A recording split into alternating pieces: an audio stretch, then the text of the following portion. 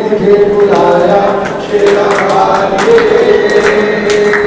मैं आया शेरावाली। प्यारे भाइयों, आज का हमारा सुंदर सा कार्यक्रम जिसका शीर्षक है तूने मुझे बुलाया शेरावाली। माता रानी तो हर पल बुलाती है अपने बच्चों को, चाहे हम गहरी नींद में हो, लेकिन हमारी माँ को सदा हमारी फिक्र रहती है। ममता मई शेरावाली माँ, आज अमावस के बाद हमारे घर कल सुबह को कल से कितना आगमन होगा हमारे घर में शेरावाली मैया का। हम घर में क्या करेंगे? उनका स्वागत, उनके लिए जोत जलाएंगे। निरंतर हमारा प्रयास रहता है, जो हमारा मिट्टी का दिया होता है उसमें निरंतर जोत हमारी जलती रहे। इस हिसाब से वहाँ पर घी का निवेदन करते हैं कि जोत बुझने वाली है तो तुरंत उसमें और घी डाल दिया जाए, ताकि जोत होके 2 दिन प्रचंड रहे। क्या है वो जोत? मिट्टी का दिया हमारा नश्वर शरीर, इसके अंदर एक जोत हमेशा जलती है। कौन सी है? पुरुषोत्तम जी, हमारे अंदर परमात्मा का जो जीवित प्रकाश है वो हमारी जोत है। ज्ञान का प्रकाश उठाना, वो सदैव जगमग रहे। हमें भान रहे कि हमें किसी की मदद करनी है। हमें इस मानव शरीर में आकर ये पता रहे कि हम इसमें किसी का लाभ करेंगे तो ये हमारा मानव शरीर सकारात्मक होगा। उसके बाद हम क्या देखते हैं? दुर्गा मैया शेर पर सवार है। क्या भी शेर पर सवार हो सकता है? एक प्रतीक रखा उन्होंने। जब हम लोग अपने चरित्र की महानता के स्तर पर होते हैं तो हमारे अंदर कितनी निर्भरता आ जाती है। हमने कोई किसी से गलत नहीं किया, आपने कहा कि CBI वाले आए हैं या PD वाले आए हैं, हम क्या कहेंगे? आ जाओ, स्वागत है आपका, बैठो, चाह पियो। कारण क्या है? हमारे अंदर निर्भरता है, हमने कुछ गड़बड़ नहीं किया, इसलिए हम निर्भीक होकर किस पर सवार है? शेर पर सवार। दुर्गा मैया की 8 भुजाएं दिखाई है। 8 भुजाएं होती है क्या कब किसी? ये किसका प्रतीक है? जब आप सात्विक आहार पर ध्यान करते हो, ध्यान साधना करते हो, जब आप निरंतर प्रभु का स्मरण करते हो, शक्ति की आराधना करते हो, तो आपकी शक्ति सामान्य व्यक्ति से 8 गुना बढ़ जाती है। आपकी कार्य क्षमता कितनी बढ़ जाती है? अनंत गुना। आप एक व्यक्ति उतनी देर में इतना काम कर रहा है और एक दूसरे आता है और एक व्यक्ति ध्यान में लगा हुआ व्यक्ति उससे 50 गुना काम कर जाता है और थकावट भी नहीं होती। निरंतर क्या रहता है? एकदम तेजस्वी। शेरावाली माता के ये 9 नवरात्रे हमें क्या बताते हैं? निरंतर हमारा जीवन सात्विक रहे, पवित्र रहे।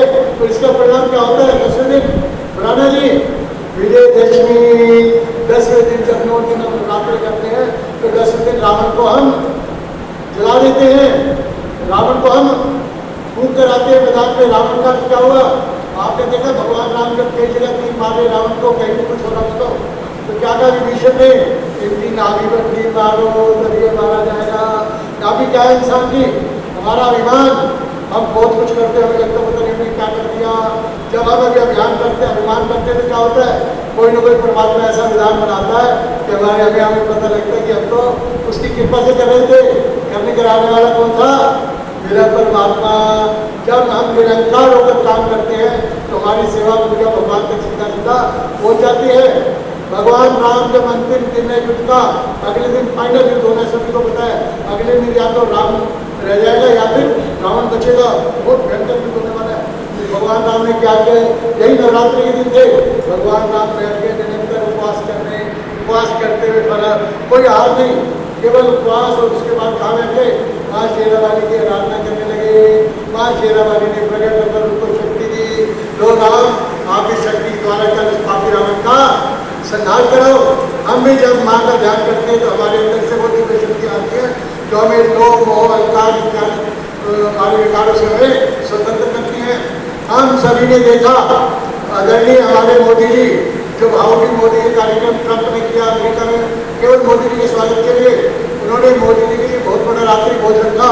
तकरीबन 500 वो व्यक्ति उस भोज में शामिल थे। पूरी दुनिया के बड़े बड़े प्राइम मिनिस्टर, राष्ट्रपति इत्यादि इत्यादि इत्यादि। मोदी जी के लिए स्पेशल भोज था। और आपने सबने क्या देखा उसमें? मोदी जी ने उस पूरे भोज में सैकड़ों व्यंजन बने थे, भारतीय व्यंजन बनाए थे, सब लोग उसकी फूल थे, लेकिन उन्होंने वाचा लिया केवल एक अपने नारियल को वाच लिया। क्या कहा उन्होंने? मैं पूरे 9 दिनों नवरात्र रखता हूँ तो केवल एक समय थोड़े फलों का रस लेता हूँ।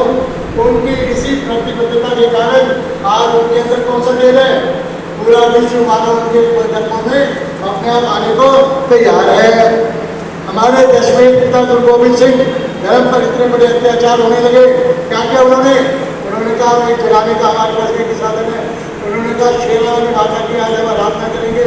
और माँ क्या मांग रही है? बलिदान मांग रही है। किसका बलिदान मांग रही है? जो अपने आप को दीन धर्म के लिए न्यौछावर करने वाला वो आगे लाए। उन्होंने क्या दिखाया? जो भी उसमें आए 5 लोग आए ये करके उनको पर्दे के पीछे लेकर गए, जोर से काटने की आवाज़ आई, खून से भरी तलवार लेकर वो आगे आए। बोले और आए कौन आता है? 5 प्यारे आए। फिर उन्होंने दुर्गा माता के सामने पूरा वो तस्वीर दिखाई। उन्होंने कहा आप हमें दुर्गा माँ से शक्ति दी गई है, अब वरदान मिल गया है और ये खालसा रहेंगे और ये क्या करेंगे? धर्म की रक्षा के लिए निरंतर युद्ध करेंगे। और क्या परिणाम हुआ? मुट्ठी भर खालसा ने सैकड़ों हजारों की जो फौज थी उनकी, जो अताताइयों की, मुगलों की, उनको हर क्षेत्र में मारकर भगा दिया। आखिरी बात आपके साथ, हम अपने घर में नवरात्रि के अंतिम दिन कंजकों का पूजन करते हैं। कंजकों के उनके चरणों को धोकर उनको क्या करते हैं? प्रसाद लगाते हैं। उनको हम माता स्वरूप मानकर उनकी पूजा करते हैं। हम अपने घरों में अपनी बच्चियों को, अपनी बहनों को क्या बनाएं? दुर्गा माँ की तरह तेजस्वी बनाएं। उनको कहें कि आपके हाथ में जिस तरह दुर्गा माँ के हाथ में कमल का फूल है, उसी तरह उनके हाथ में एक तलवार भी है। आप विनम्र रहे, मिलनसार रहे, मधुभाषी रहे, लेकिन जहाँ आवश्यकता हो किसका क्या उठाएं? तलवार भी उठाएं। अपनी रक्षा स्वयं करें। हमारी बच्चियाँ मजबूत हो, इससे क्या होगा? वो अपने आत्मविश्वास से अपने सभी क्षेत्रों में निरंतर वो आगे बढ़ सकेगी। इससे हमारी नवरात्रि का त्यौहार हमारी माता रानी के ऊपर प्रसन्न होंगी, बड़े प्रेम से बोलेंगे बोलो सच्चिदानंद ज्योता वाली माता।